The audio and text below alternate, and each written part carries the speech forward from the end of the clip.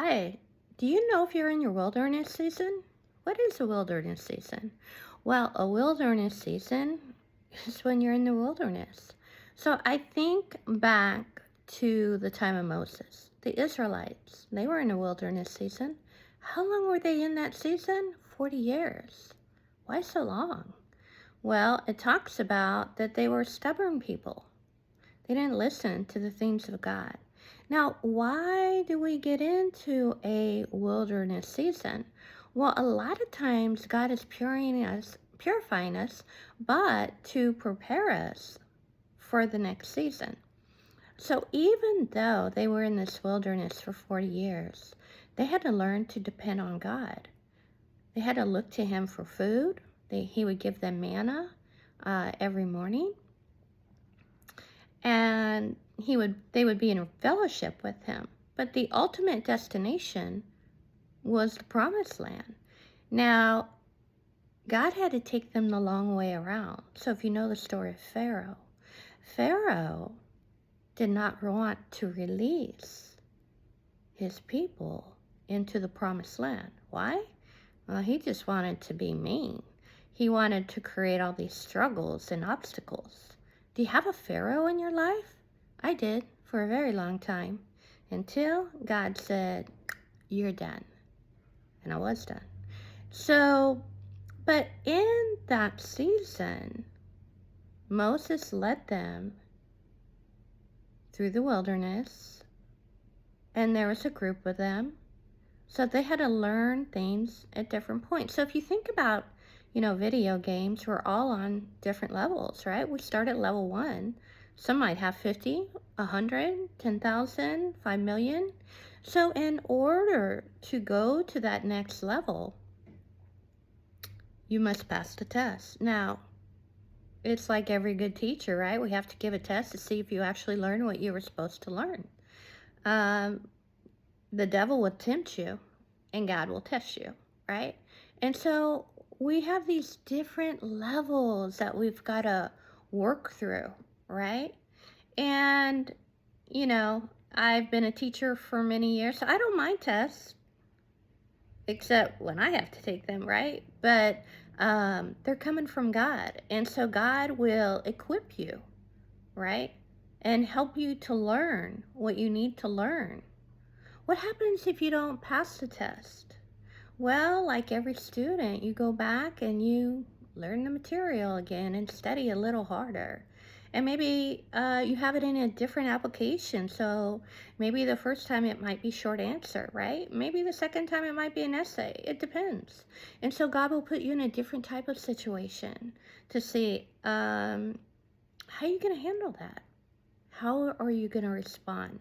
And really, that's the biggest test, right? So in the wilderness, if you're in that place, God is preparing you. The wilderness can be short-term. It could be long-term. A lot of it depends on your relationship with God and where He's taking you. Now, all through my life, I've had a lot of tests. I had a lot of obstacles, some brought on by people. A lot of people that were once really close to me. But I grew out of that, and I grew into a relationship with God. And once I did that, I knew what I was about. God revealed that to me. I've become very strong and aware, right? I have a divine protection around me, divine resources, and so I don't worry. Fear does not hold me. We walk by faith and not by fear. And like in the Word, it says to be wise as a serpent, gentle as a dove. So even in that wilderness season, you're being tested because you want to come out, right? You want to go into your promised land, and God promises that you will. So pass the test, right? God's going to make you aware of every enemy around you. He's going to disclose to you what the truth really is. He's going to wake you up to what's really going on. And then once He wakes you up, He slowly brings in those situations and the people that try to come against you. He's going to make you aware of it. And He may shut the door permanently But it's in order for you to grow. And then when you come out of that wilderness season and you come into relationships with people, well, guess what? You're going to have better boundaries. You're going to be more aware. You're going to learn when you need to keep things in your heart, because where our treasure is, our heart will be also. But God requires us and asks us, keep those things private. Don't let anyone have access to you. It's like the doors at night, right? You want to make sure they're locked, right? Because if not, a fox might come in, some wild animal, or maybe a person.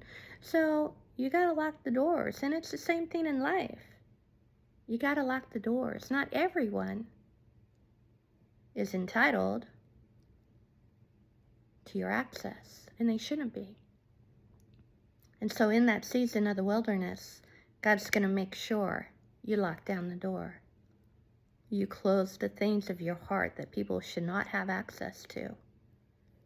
And if you don't feel comfortable, you end the conversation.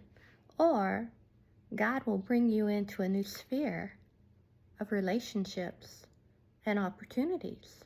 And so step into that promised land, because now it'll be March 1st. We're in spring, and He is bringing in all the new things. So bye-bye past, bye-bye 2025, and step into your promised land, and bye-bye wilderness.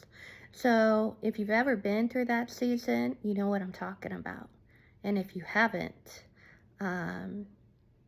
prepare, because God is about refining, purifying, and getting us to that place, to that ultimate level that He have us to be. Why?